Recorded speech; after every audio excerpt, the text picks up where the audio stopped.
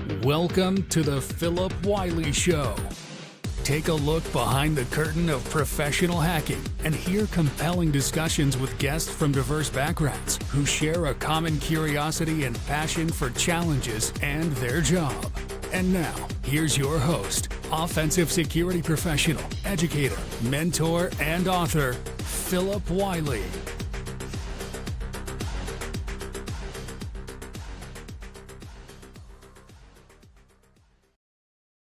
Hello and welcome to another episode of the Phillip Wylie Show. Today I'm excited to be joined by Ben Sadeghipour. And if you know anything about the bug bounty community or you're part of the ethical hacker community, you may know him as NahamSec. So he's got a really cool story. He's done a lot of awesome stuff in content creation and bug bounty. And I did a really fun episode with my previous podcast, The Hacker Factory, with Ben, Jason Haddix, and Daniel Miesler. And we discussed personal branding and content creation, which was a lot of fun. And so really excited to have you join me today. Welcome. Yeah, thanks for having me. I'm excited to, be a part of the podcast, and hopefully people listening at some point, they, take some valuable lessons or something they can use and apply to their day-to-day or bug bounties or just hacking in general. Yeah, I'm sure they will. We get a lot of folks on here too that are just starting out or just someone just trying to move into other areas of cybersecurity. So I'm sure they'll get some great information from you. So one of the things I do when I start off the episodes, I ask people to share their hacker origin stories. So if you wouldn't mind kind of sharing your hacker origin story, how you got started up until what you're doing today. Wow, that's a really loaded question. Honestly, I want to say I've been unintentionally hacking since I was a kid. I didn't know what I was doing was considered hacking, and I'll give a couple of examples of it. But the short story is I just had this knack of breaking into my brother's computer at all times as a kid because it was his computer, and being the older brother, he wanted to put a password on it. You're going to break it, or I want it's my computer, whatever the case used to be, right? It changed every year as we got older, and I wanted to play video games. I just wanted to get online, play some video games. And so it started with guessing his password, which was easy, right? You know your brother, you can guess what his password is. You look over his shoulder and you see the couple of letters and you figure it out. Then it got more serious. He got better. He started getting better, and I had to, amp up my game a little bit. So we started putting multiple passwords. You go to BIOS, it was a startup password, and there was a Windows password. If I knew one, I had to find the other. So I learned about default passwords. If you on the startup and the computer starts and they ask for a password, all those have default passwords. Very cool. I can bypass it. Then I learned how to hack into Windows to sign in as a guest, take over the administrative account. But everything that I was doing, I didn't know it was hacking. It was just oh, cool, I can do this thing to play video games. But then eventually, my stuff started getting hacked. My email was hacked. This is in the 2000s, when hacking is still very, very new, but people were doing it. Emails were getting hacked, passwords were getting hacked. And I just wanted to learn. So I started doing those as a kid to prank my friends. I'm going to show my age, but Sub7 back then was a thing. We would do Sub7 and try and send a malicious file to someone with Sub7, get them to download it and open their CD-ROM and things like that. Well, it was just pranks, right? My friends caught on to it, and it's a lot of social engineering. It was just me being a dumb kid is the short version of it. But then I got into internet service providing, web hosting. So I learned about websites getting hacked and being a security person for it. And then fast forward in college, I eventually learned wow, you can actually make money from hacking. But you hear the term Pentesters in the early 2010s, the 2010s. But being an immigrant kid with zero background in cybersecurity, it's really hard to get a job. So it was very out of reach for me to be able to become a pen tester with the knowledge that I had. I didn't know how to make a resume and things like that. So halfway through college, almost at the end, I heard about this thing called bug bounties. Someone's like, hey, if you think you know about hacking and you're so, you claim to know about all these things, why don't you go and hack? I was like, what are you talking about? I don't want to make money hacking things illegally. And they're like, no. Go home, type in bug bounty and just look it up and see what comes up. It's okay, cool. So I go and look. It's Google and Facebook are paying massive bounties for hackers to find flaws in their web servers. Awesome. At the time, Yahoo was just starting to award bounties, and they were doing just gift cards. right at this time is when Yahoo decided to start awarding, going from gift cards to bounties. Like they stopped giving gift cards to people that were hacking on their programs, and then they were just giving actual bounty amounts. So I found out that Yahoo was doing this thing. And with Yahoo doing that, I decided to like go on after Yahoo because I use it, I use it as a primary email system. I knew what services they had, and yeah, that's how I kind of got into bug bounties and I heard about bug bounties. Yeah, very cool. So it's pretty interesting to see all the stuff you've done, and I think I saw not a year or two ago that you broke the $1 million milestone on bug bounty. Yeah, the $1 million is it was something that you want to always do. It's like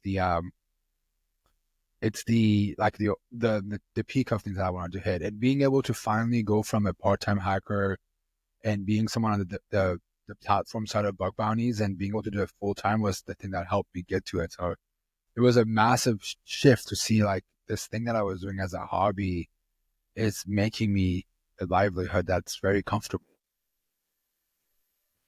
Yeah, that's pretty amazing because you hear so many times about people, hear a lot, but there's some people that are making money off bug bounties, is doing it full time, but just, it's just, I don't know, I guess kind of rare in my book from what I've seen. People that are making, I see a lot of folks that are doing it part time, that they're working in security or Pentester somewhere else. They're doing, bug bounty part time. Because remember one of the bug crowd bug bashes I met, this day is new or something like that, I think is his Eric handle or something.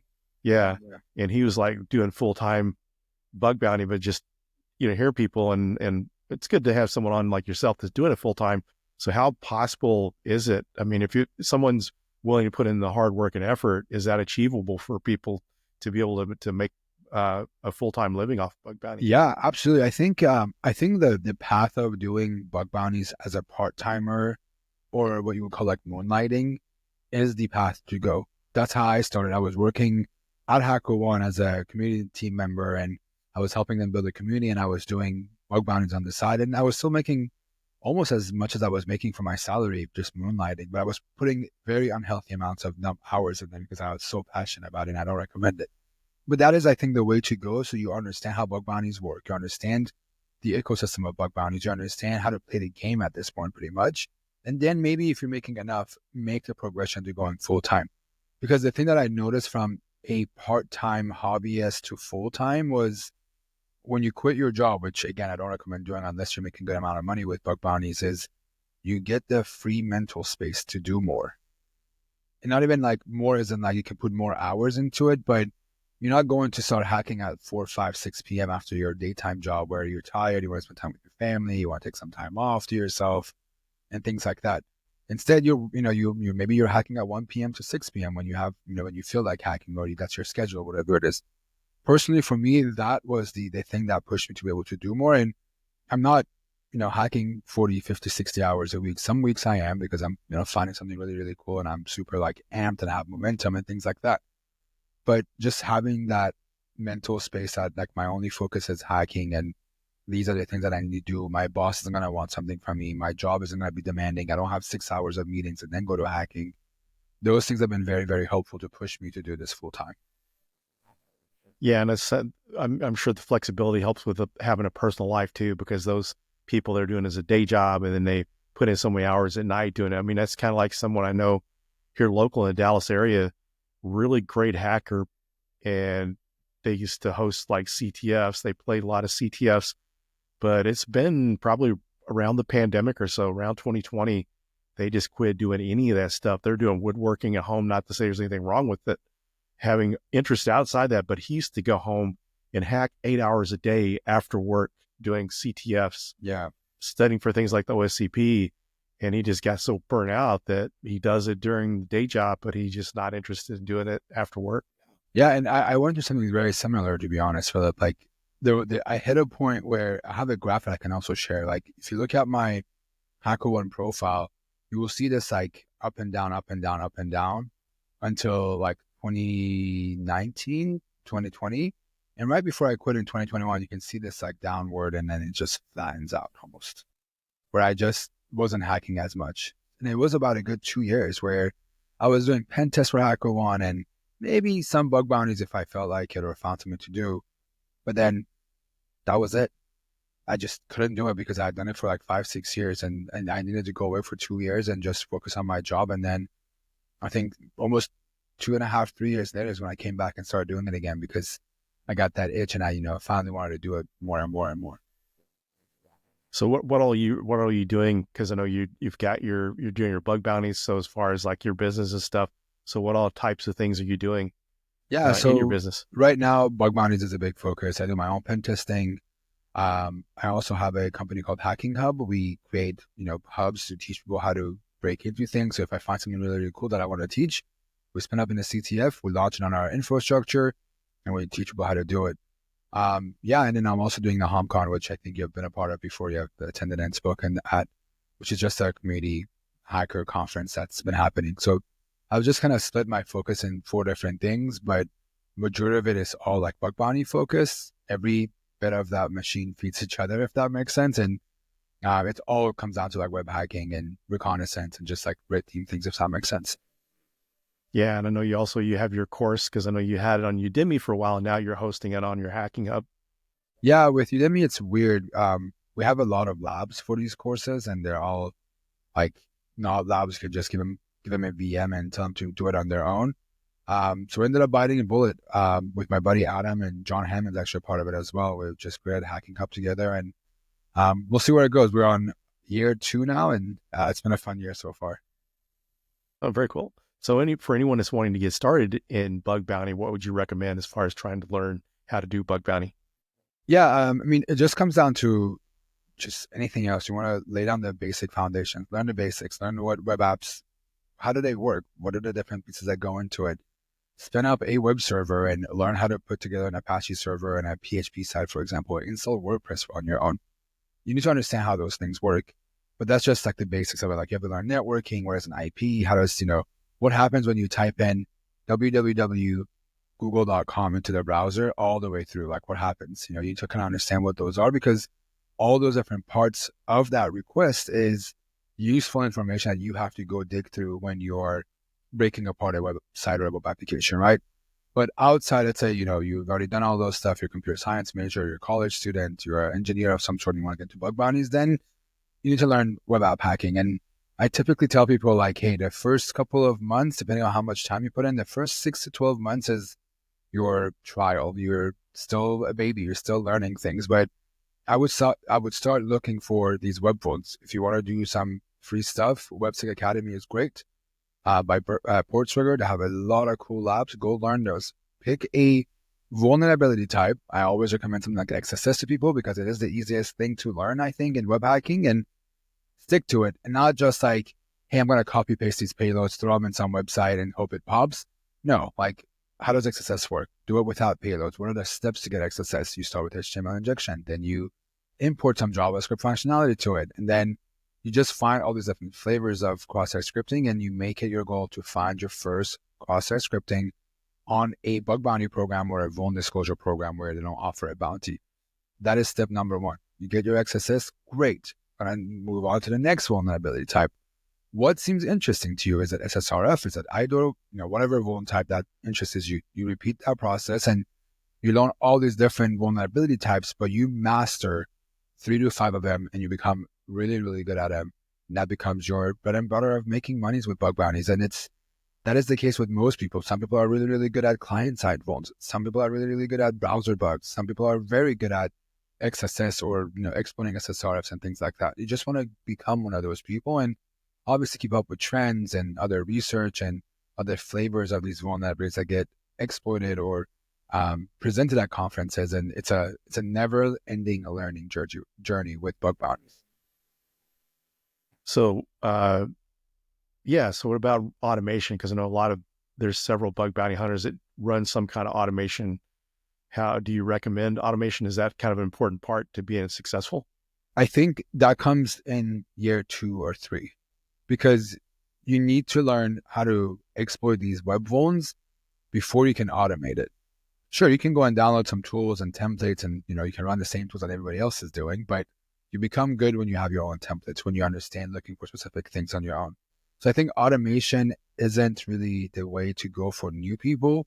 But yeah, of course, you gotta learn how to do reconnaissance. How do you find more domains to hack on? The point of reconnaissance at that early stage is to just find assets that you can hack on, or just find leads that you can use to find vulnerabilities in.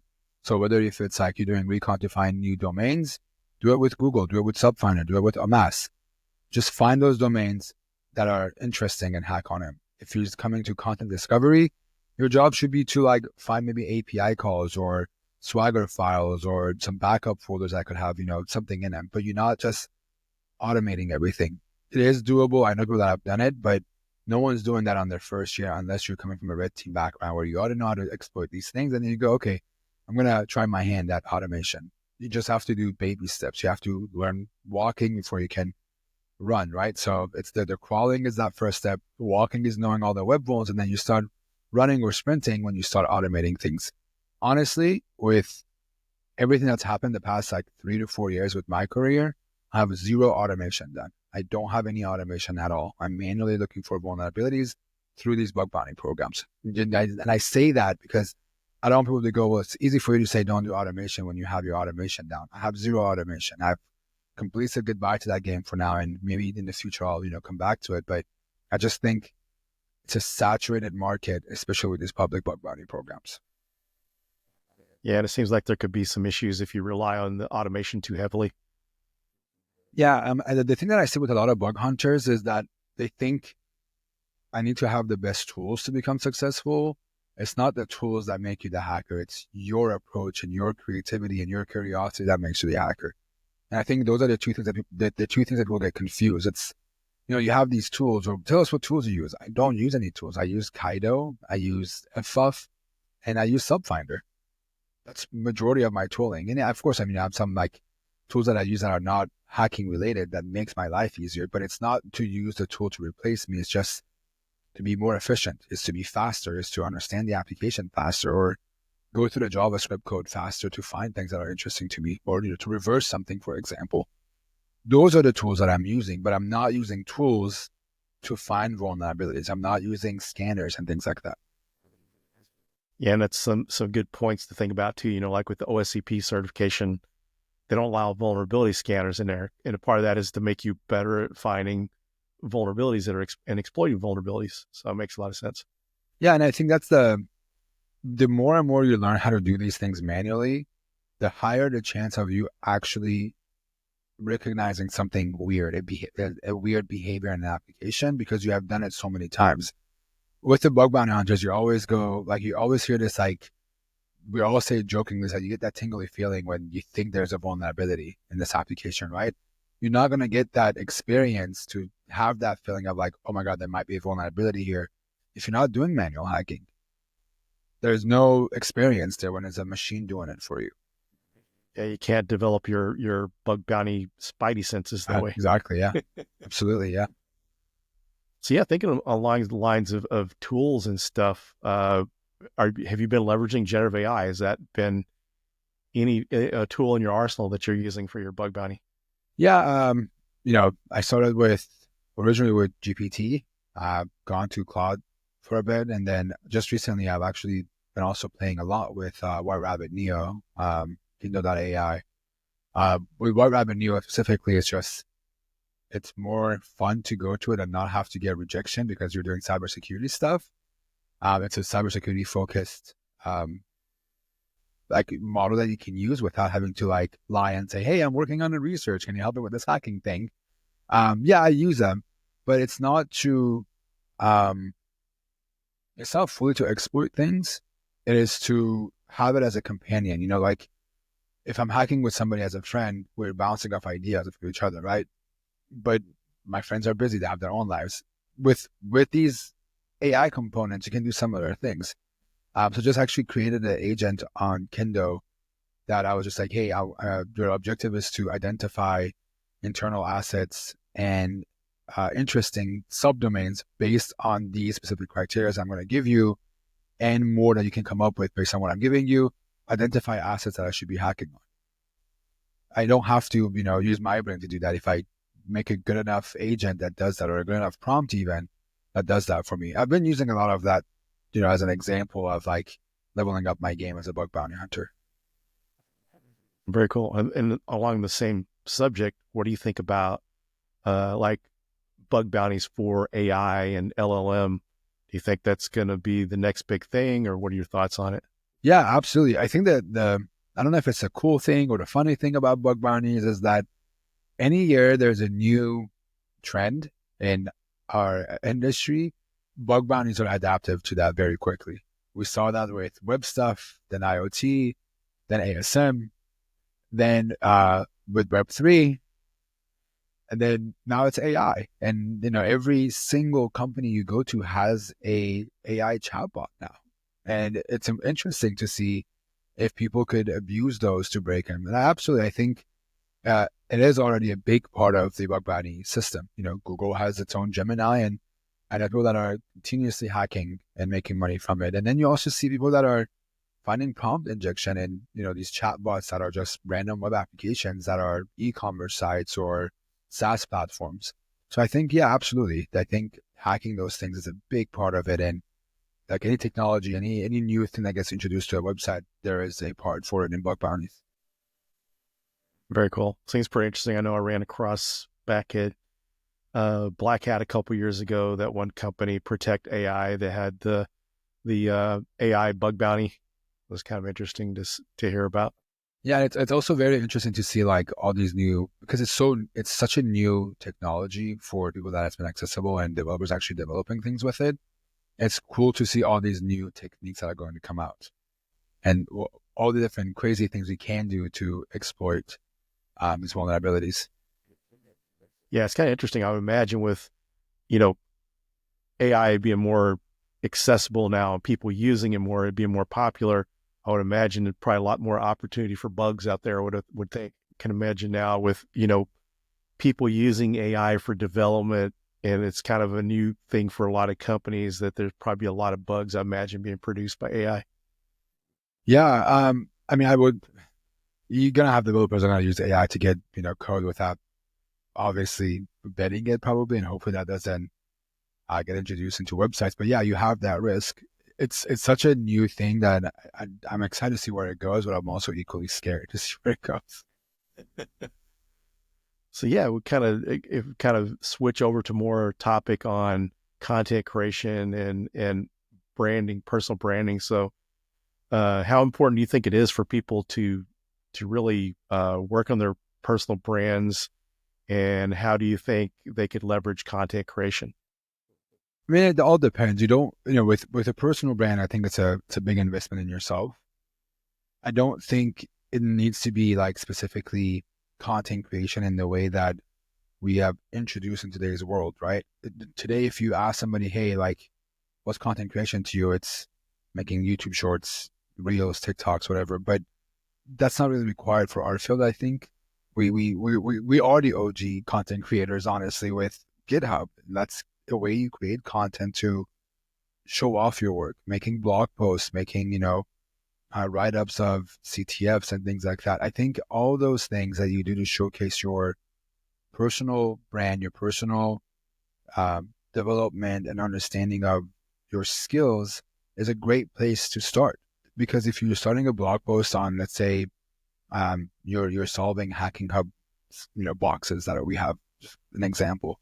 When you create those solutions, you are not just showing your technical understanding, you're communicating your skills as an author, as a storyteller of the things that you're doing. And on top of that, you're showing how you approach problem solving and then how you solve the specific CTF and things like that. That's just one example. You can take that blog post and put that entire thing and automate it into creating a Python script that does it all. That's another way of showing off your skills. So I think doing these, if you are shy of content creation and you're not comfortable with the camera just yet, and you don't want to do camera, those are all different ways you can make content that could help you with the job market and getting the job and things like that as well. Yeah, it's great that you bring that up, because I think a lot of times people forget that, writing is content creation. And, sometimes even like podcasting, some people in the industry don't, I think they overlook those areas. But yeah, I think that's great that you're mentioning the writing, because some people just don't feel comfortable on camera, but that's like the things you mentioned, those are great ways to demonstrate their skills. And even like you said, doing the the storytelling, be able to write reports, because at least that way, if you're trying to get a job in pen testing or something, a lot of areas of cybersecurity does require report writing. If you're able to prove that, then that's a lot of, goes a long way.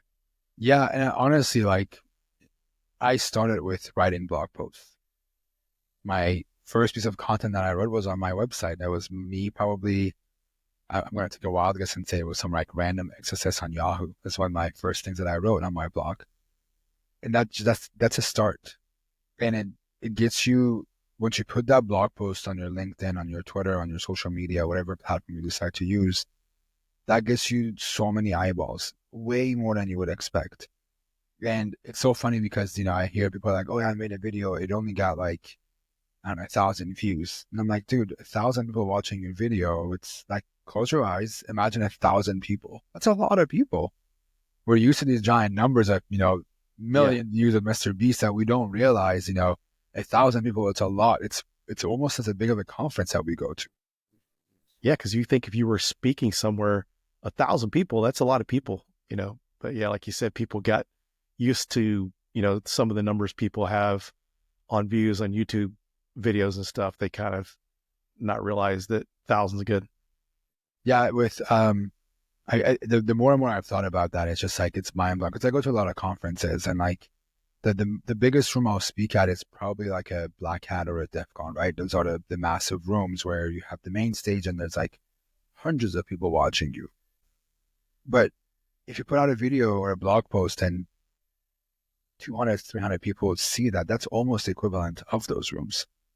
So yeah, if people that are, if someone's like, hey, I don't know where to start, this is a start. This is where where recruiters or technical managers that are hiring are going to go look at. They're going to look at your GitHub. They're going to look at if you have a website, if you've contributed anything, you have written code, are you doing things on your own? And it shows a lot of personal growth to these people if you're in the job market, especially. Very cool. So we're getting down towards the end of the episode. Is there anything you'd like to discuss that we didn't cover? No, I think everything we've talked about so far has been great on brand with what I do. Well, very cool. Well, I appreciate you taking time to do this. I know you stay really busy, and I was glad to finally catch you at a time that you're available. So I appreciate it. Yeah, of course. Thank you so much for having me, and hopefully people will get to get some value out of this. And at any point, if anybody has any questions about bug bounties getting started, always feel free to drop into the Discord or just send me a message on Twitter or email. Yeah, for the listeners, we'll be sharing Ben's social media and links and stuff to like his hacking hub, as well as his courses and stuff.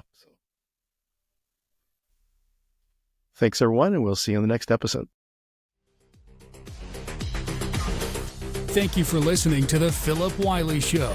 Make sure you subscribe so you don't miss any future episodes. In the meantime, to learn more about Phillip, go to thehackermaker.com and connect with him on LinkedIn and Twitter @Phillip Wylie. Until next time.